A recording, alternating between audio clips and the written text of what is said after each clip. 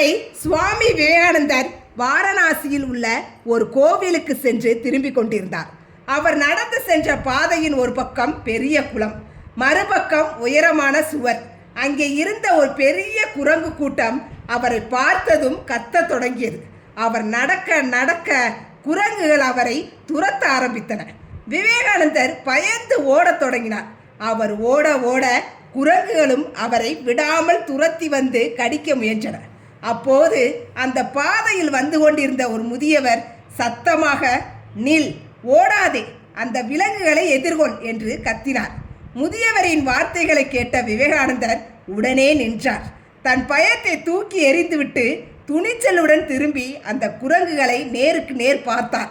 விவேகானந்தர் தன்னை தாக்க துணிவுடன் நிற்பதை கண்ட குரங்குகள் பயந்து போய் அங்கிருந்து ஓடிவிட்டன. இந்த கதையின் நீதி என்னவென்றால், விவேகானந்தர் பிற்காலத்தில் ஒரு சொற்பொழிவில் இதை குறிப்பிடும்போது, வாழ்க்கையில் பிரச்சனைகளை கண்டு பயந்து ஓடாதீர்கள், பயத்தை எதிர்கொள்ளுங்கள், அப்போதுதான் அது மறைந்து போகும். நாம் எதை கண்டு அஞ்சுகிறோமோ அதை தைரியமாக சந்திக்கும் போதுதான் உண்மையான வெற்றி கிடைக்கும். நம் வாழ்க்கையிலும் கஷ்டங்கள், பயங்கள் மற்றும் சவால்கள் குரங்குகளைப் போல நம்மை துரத்தலாம். நாம் பயந்து பின்வாங்கினால் அவை நம்மை வீழ்த்தும்.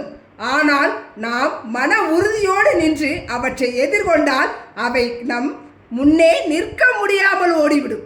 துணிவே வெற்றி. உங்கள் பயத்தை எதிர்கொள்ள தயாராக இருக்கிறீர்களா?